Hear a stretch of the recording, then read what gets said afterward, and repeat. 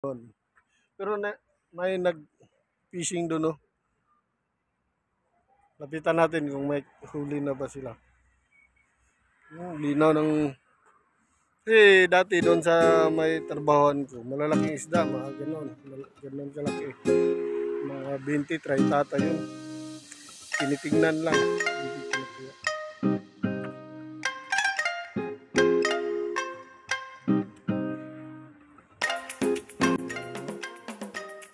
Tulay tayo, parang sa Cebu lang. Parang papuntang Cebu, Lapu-Lapu, Cordoba Bridge.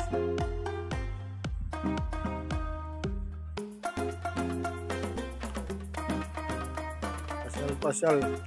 Nakahanap ako ng bag. China. 10 euro. Asong gala nila guys, no?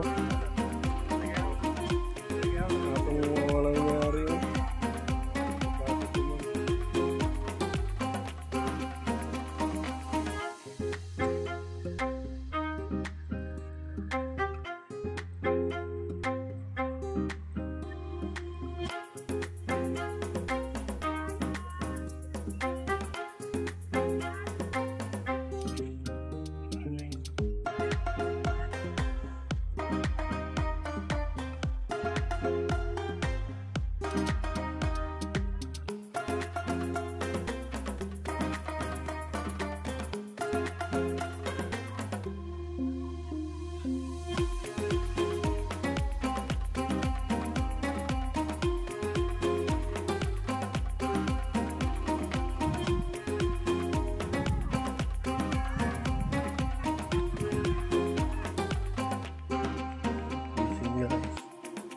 Choco. ¿No quieres choco?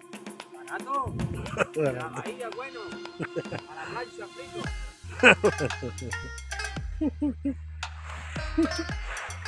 Espanyol. Hindi. Choco. A la paprito. At tayo dyan. Espanyol. Hindi tayo kaintindi. Hirapan nga tayo sa English. Espanyol na ba?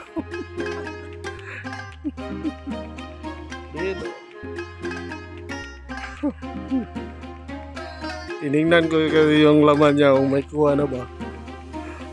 Sabi niya, papalit. Papalit ka? Ang prito. Ang prito. Uy, kuha sa Lupindra.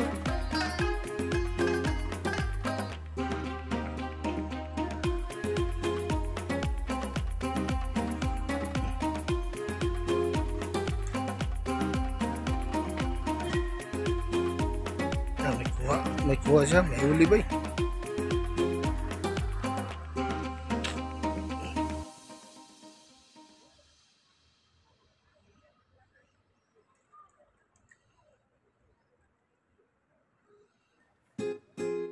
Pusit.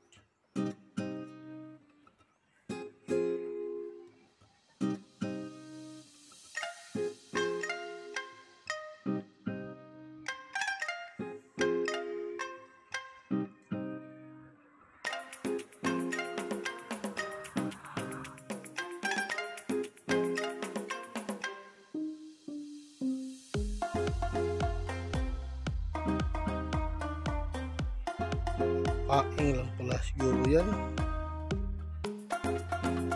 Paing.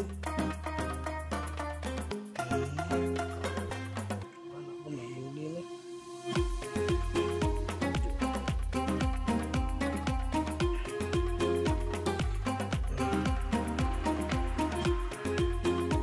Preto.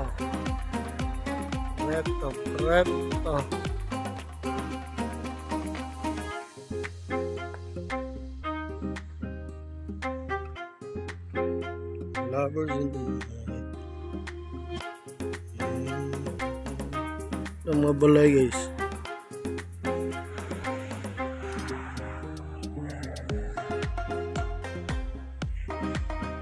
Hilig sila sa aso. Maraming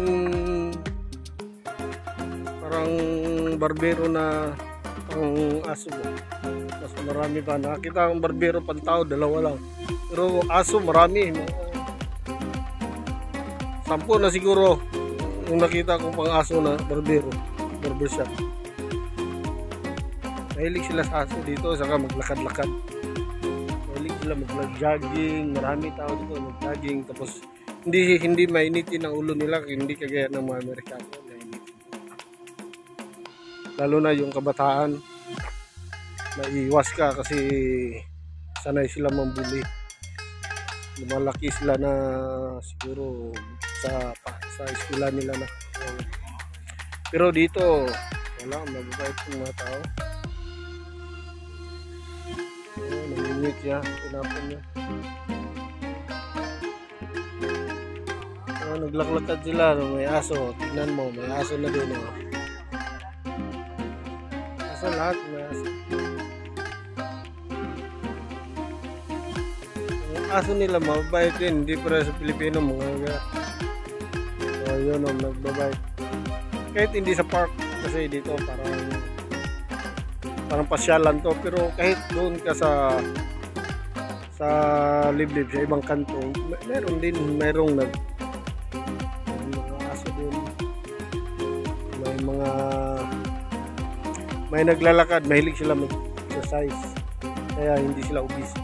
Hindi kagaya na halos mga Amerikano na lalo na yung malalaki nga tao pero malalaki, oversize.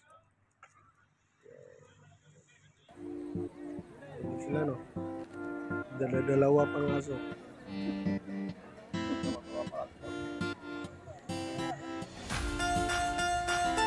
Yung isa